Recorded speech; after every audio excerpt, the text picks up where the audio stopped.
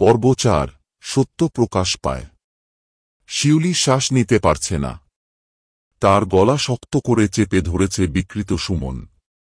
তুমি আমাকে মরতে দিয়েছিলে, ভুলে গিয়েছিলে, এখন কি পালাবে? তার হাতের নখ লম্বা হয়ে গেছে, তার মুখের চোয়াল চারপাশে ফেটে গেছে। শিউলি শক্ত করে চোখ বন্ধ করল।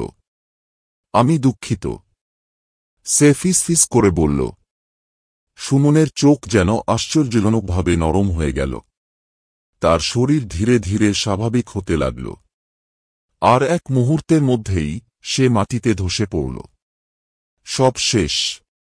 শিউলি কাঁদতে কাঁদতে তাকাল, কিন্তু তখনই আবার সেই ফিসফিসানি শুনতে পেল। আমি ফিরে আসব। ঘরের কোণে কিছু একটা হামাগুড়ি দিচ্ছে। শেষ হয়নি, এখনো রাত বাকি।